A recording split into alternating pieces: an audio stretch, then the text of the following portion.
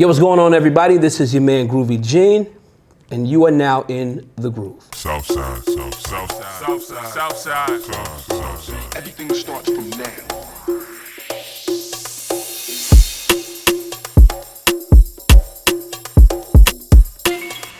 So I'm sitting here with one of my favorite artists, McGhee. First of all, what's going on, What's Matt? up, man? We might as well, get the party started. For sure. Cheers, my brother. So, Matt, you are a rapper. I would even go as far as saying a vocalist, Yeah. a producer. How did you get into music? I was about 7 or 8 years old. My mother's actually a singer, so she used to take me to the studio with her. She was doing secular music, but then she decided she wanted to work on gospel stuff. So so I was going to the studio with her, and I just took a liking to it and started writing, and then from there just decided I wanted to do it full time. How old were you when you were like, yo, this is it for me? About 16, 17. Okay. Yeah. All right. It's always funny when I hear the word secular. I'm like, yo, only people that know the Lord use that terminology. Facts. You never hear secular, and you never hear R&B artists say, I'm a secular artist. Yeah, I think that, unless they grew up in the church. Yeah, I think that goes to show I grew up in the church. Hey, Sure. Amen, brother. Yeah. Amen. So, in a world full of youngness and little that, you decided to go with your real name. Right. What led you to that decision? Just the fact that there wasn't another name that described me as well as my name. You know what I mean? Like, I could come up with another alias or a nickname or something like that, but I think my music is as honest as it can be. So my name is, that's like the first thing you see when you hear about me. So it's like an introduction to me being honest with you.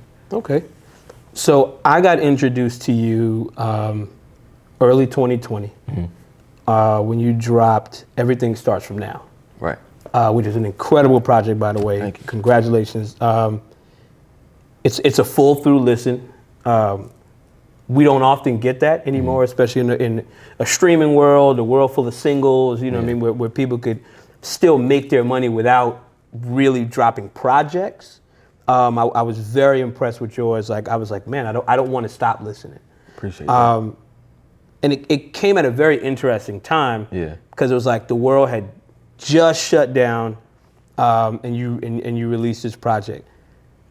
First and foremost, did you have any reservations about releasing the project in the midst of a pandemic? I did. So the plan was for me to drop it much earlier than I did, but the world closed like around March.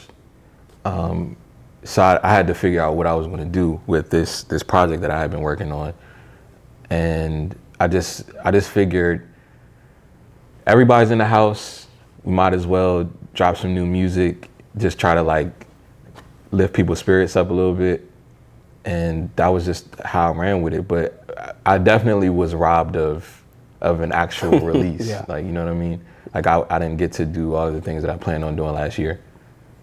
So let me ask you this: as a creative, I would imagine that you don't necessarily stop creating because the world shut down. Yeah. So we are existing in a world right now where hopefully we are on the other side of a pandemic. Hopefully we've seen our darkest days. And we spoke a little bit about your project, Everything Starts From Now, getting robbed of an official rollout. Yeah. When the world opens back up, because I know that you're a creative, and I know that because the world closed, that doesn't mean you stop creating. Yeah. Do you think you're going to give people a full chance to embrace the last project, or are you just moving on and you going on with something new? Well, that's the plan, because the single from the album is still doing its thing, it's still moving. So I can't let up off of that yet. So I have to at least try to give the album what it deserves. You know what I'm saying? So that's what the plan is. And for anybody who's been under a rock, what's the single called? Oh, End of the Earth featuring Manny Wells, available now everywhere. The video's out, you know what I'm saying? Doing this thing on the radio a little bit. Everything starts from now. Oh la la, yeah. Hey. Yeah. You shot part of the video in somebody's crib. You know what I'm saying? Good friend of mine. You know what I mean? Crib, good, yeah. Good friend, great friend. We are here in the DMV. You are from the DMV. As an artist, as a creative person, what does it mean for you to be from the DMV?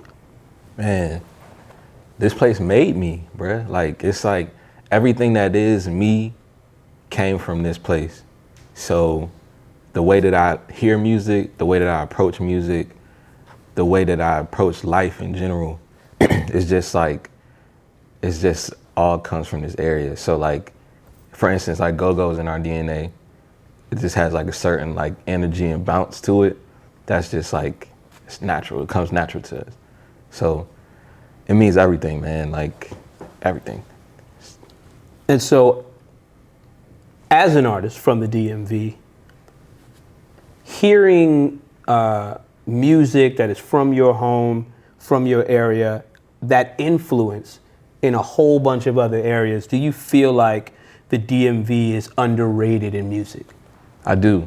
I feel like every other area or region in America has had their time.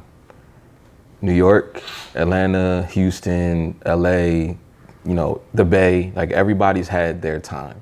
Detroit is having their time right now. The DMV hasn't had their time yet.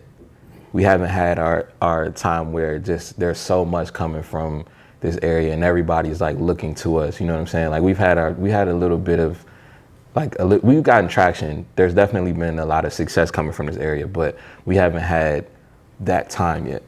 So I think it's coming. I think it's coming. Hopefully I can continue to be a part of it, you know, do my thing and do what I need to do to push our culture forward. But I do think our time is coming, for sure. What's your favorite song off the album? It changes. I think right now, my favorite song is the last song, Forever Starts From Now. Yeah, I think that's my favorite song right now. It kind of like, it does what it's supposed to do every time I hear it. Like it hits me the same way every time I hear it. So we know that there are some artists who only listen to their music. Right. And then there are some artists who hate listening to their own music. Where do you fit in that spectrum?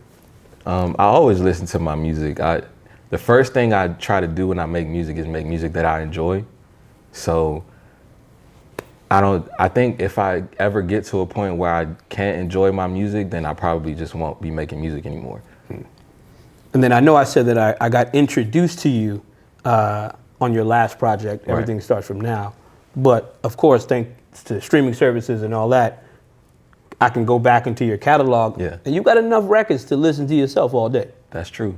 Yeah, I do. Like I've been making music a long time. I've been releasing music for a long time. So I definitely have enough to enjoy my catalog. So I wonder, do you feel like Matt McGhee's music speaks to all of these places where you get influence from? That's the goal. Like I want to reach as many people as I can, in as many different countries and areas and neighborhoods as I can. I want to help people just feel better. You know what I mean? Like I want to give people music and art that they can enjoy. I want to help them get out of whatever slump they're in, or if they're having a bad day at the moment or whatever, they can put me on and feel better. You know what I mean? So, or to let people know that whatever they're going through, they're not the only person in the world that's going through that. So in order for me to reach as many people as I can, I have to speak their language in a sense. And I just, try to tap into different sounds and things of that nature and just, try to reach people that way.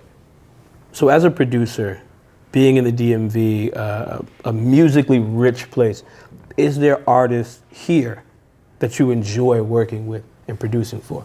Yeah, off the top of my head, the first person I can think of Alex Vaughn. Yeah, she's really, really, really dope. She's like, we work together very well. I feel like there's a lot of DMV sounds. I feel like we captured like a piece of it. Like we have a synergy. So I'm actually pushing a single that we just dropped called These Exchanges. And yeah, it's a really summery, like, since the world is about to open back up, like, you know, fire the grill up. What you think about us ducking off? Just me and you ignoring anyone that wanna call. Just let them wonder why we running off fumes these days. Let's take a couple off. These Exchanges, Matt McGhee featuring Alex Vaughn. Get that. Super duper dope. All right, Matt, once again, my brother, I appreciate you for doing this, and I appreciate what you mean to the DMV. Thank you, man. So the world's about to open up. Right.